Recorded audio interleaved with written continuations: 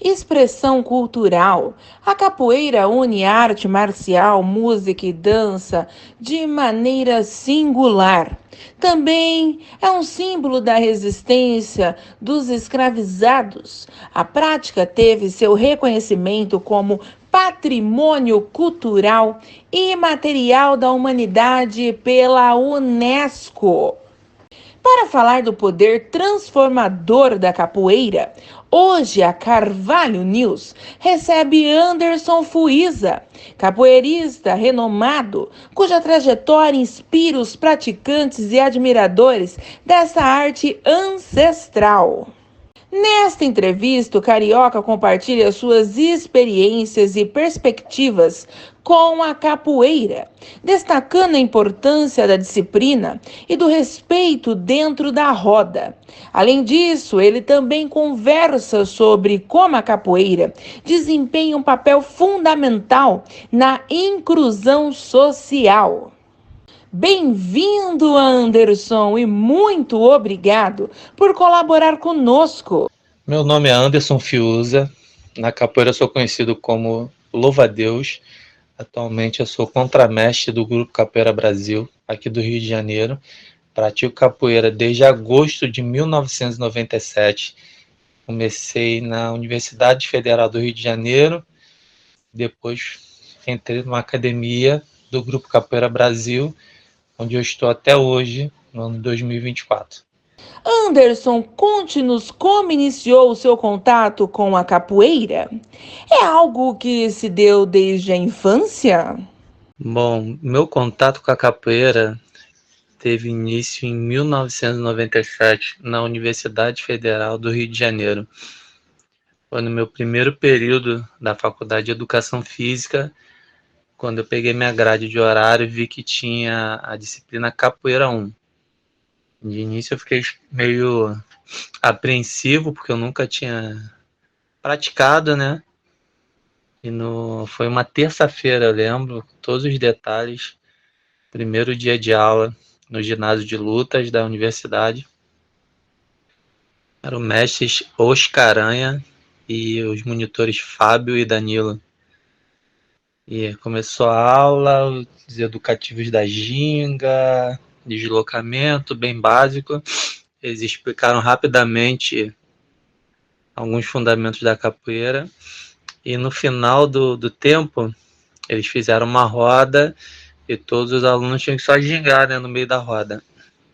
Quando estava prestes a terminar, eles perguntaram se tinha algum aluno ali da turma que já praticava capoeira. 3 alunos já praticavam, né? Eram 2 homens e uma mulher. E eles então começaram o ritmo, né? O berimbau, o atabaque e o pandeiro, e pediram que fosse feita uma demonstração. Assim que eles começaram a jogar, ali foi mágico. Quando eles começaram a fazer os movimentos da ginga, os floreios, os golpes, dali eu fiquei encantado e eu já comecei a me interessar e já saí da aula, voltando para casa, procurando, né, academias, clubes onde eu pudesse começar a praticar. Aí, duas semanas depois eu comecei e dali então não parei mais. Em que momento você decidiu que a capoeira deixaria de ser um simples hobby na sua vida e passaria a ser o seu trabalho? Assim que eu comecei a faculdade de Educação Física, iniciei meus treinamentos na academia aqui no Rio de Janeiro mesmo, na freguesia, com os mestres, com os professores Curumim e Mindinho, em agosto de 1997. No mesmo ano eu peguei minha primeira graduação amarela, em 98 peguei minha graduação laranja, em 99 a minha graduação azul e vermelha de estagiário. Um dos meus professores, o Mindinho, ele começou a dar aula numa escola e pediu que eu fosse ajudá-lo. Então eu ia com ele sempre nas aulas, ajudá-lo como estagiário. Só que no ano de 2001 ele resolveu que iria morar nos Estados Unidos. Então ele acabou deixando a escola aos meus cuidados. E a capoeira se tornou profissional para mim nesse momento. Eu tinha uma turma que eu ajudava ele, mas assim que ele viajou, uma das frases que ele disse foi que seria muito difícil estudar, trabalhar, lidar com os problemas da vida adulta, eu poderia acabar desistindo da capoeira. Mas ele sabia que se ele deixasse uma escola na minha mão, alunos que eu tivesse que cuidar, eu jamais desistiria. Então foi graças a ele que eu consegui me manter na capoeira. Graças a essas aulas que me fizeram perdurar na capoeira até os dias de hoje. Aí dali eu não parei mais, continuei, comecei a formar minha turma, alunos que começaram crianças, hoje em dia são adultos que ainda me seguem. Outros passaram, retornaram, outros nunca mais voltaram. Mas são anos, mais de 20 anos dando aula, com muito orgulho e com a capoeira que eu consegui pagar minha segunda faculdade, que foi de letras. Eu consegui sair de casa e me sustentar e até hoje em dia sustenta a minha família dando aulas de capoeira. Qual o papel da disciplina e do respeito dentro da roda para o sucesso de um capoeirista? O papel da disciplina e do respeito dentro da roda para o sucesso de um capoeirista, eu diria que é um papel fundamental.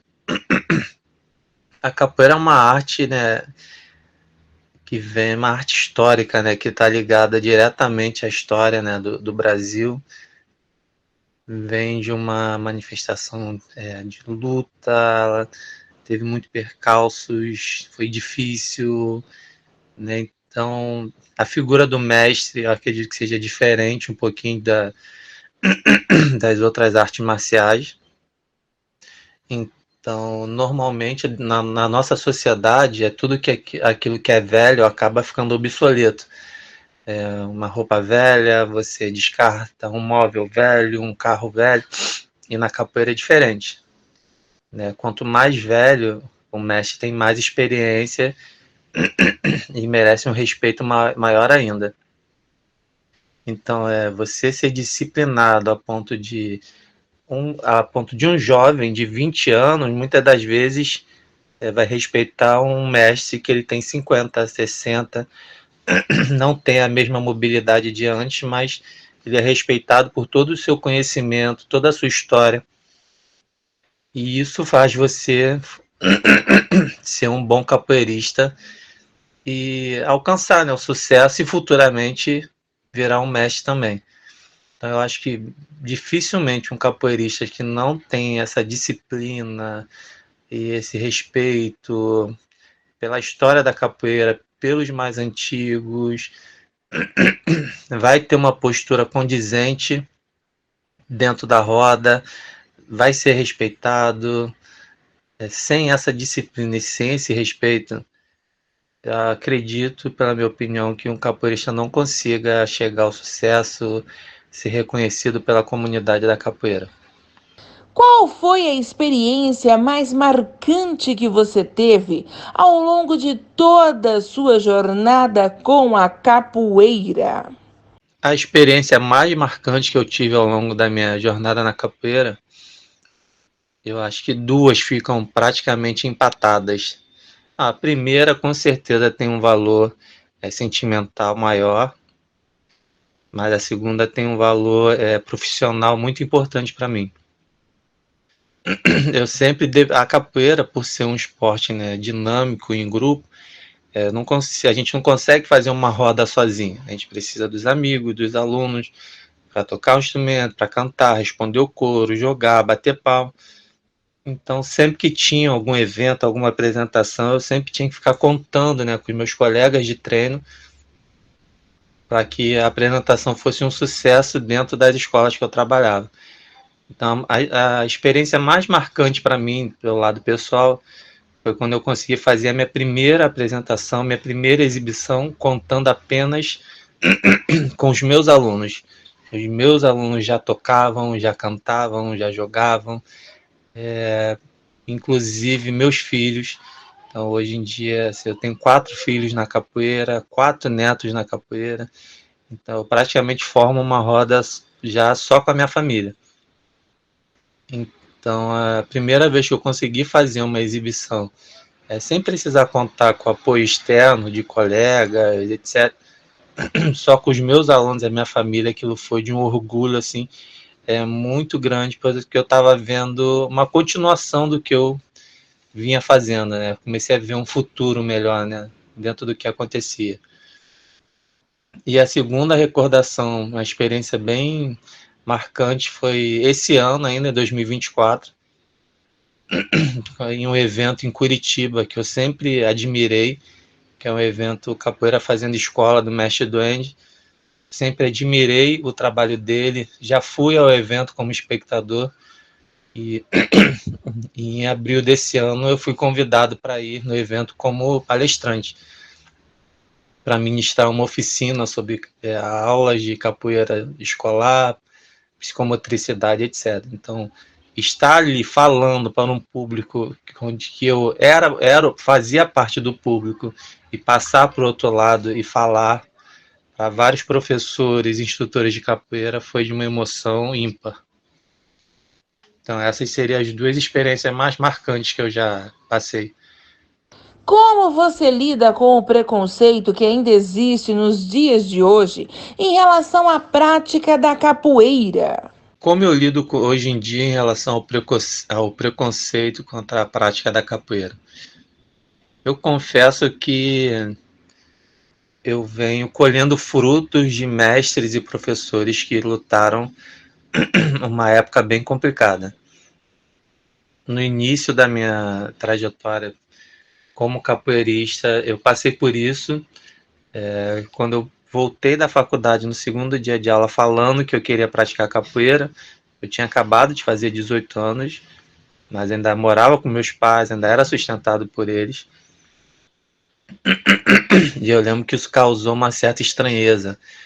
Capoeira, fazer capoeira, tinha aquele estigma, né, de ser coisa de malandro, mas eu consegui convencer, comecei a fazer, comecei a praticar, mas eu comecei a ver o preconceito de uma forma mais clara quando eu comecei a ministrar aulas, porque dentro da escola tinham pais que proibiam os alunos de se aproximar, fosse por questões religiosas, fosse por questões raciais.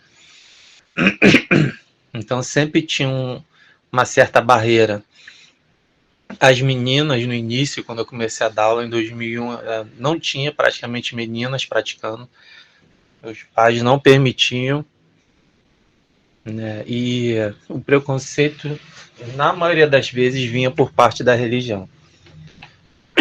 Famílias evangélicas não queriam que os filhos praticassem a capoeira por associação ao candomblé ou alguma religião de matriz africana.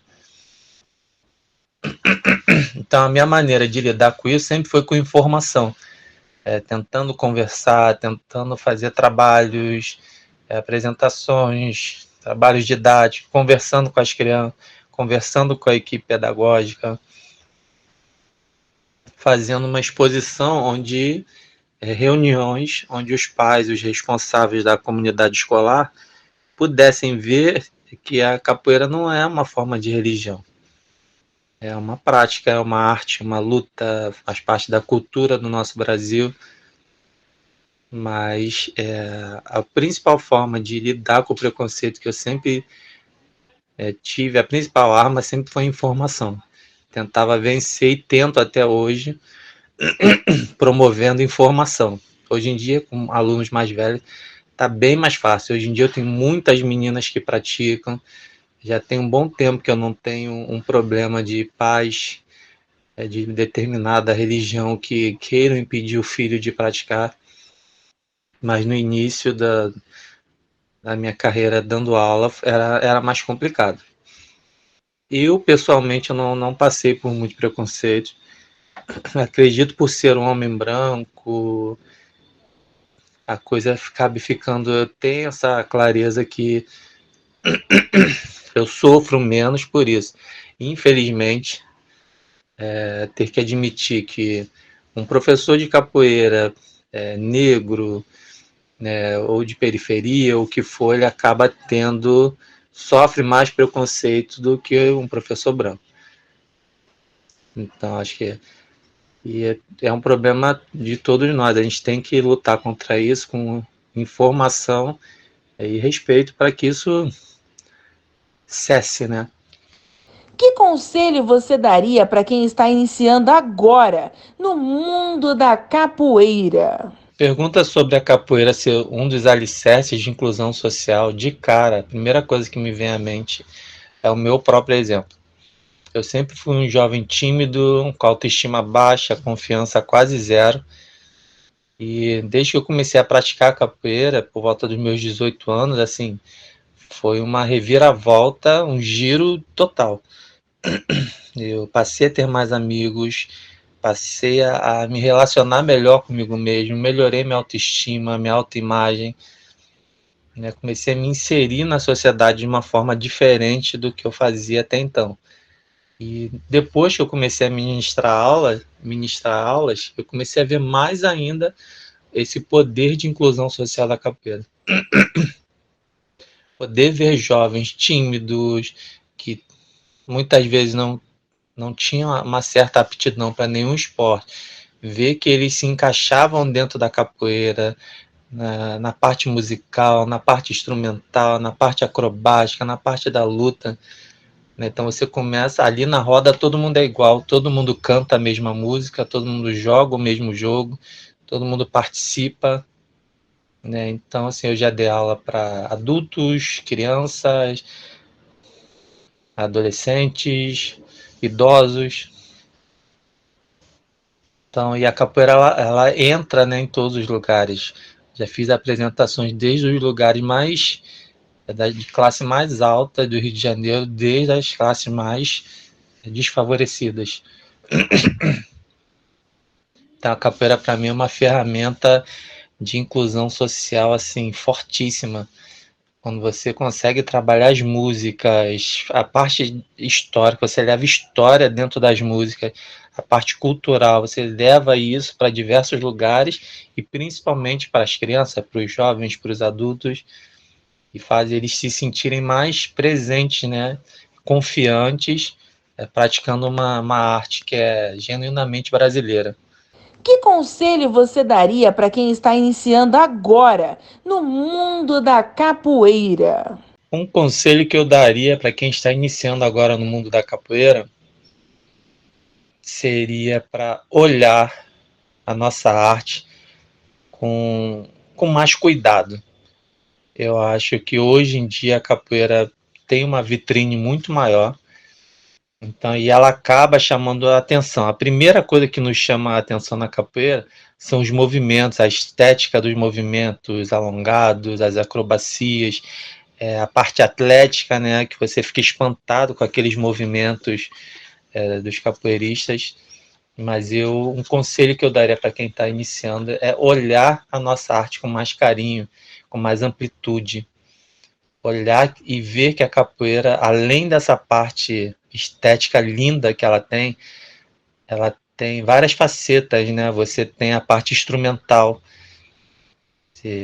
artesanal. Tem muitos capoeiristas especializados em fazer berimbaus, fazer atabaque, pandeiros.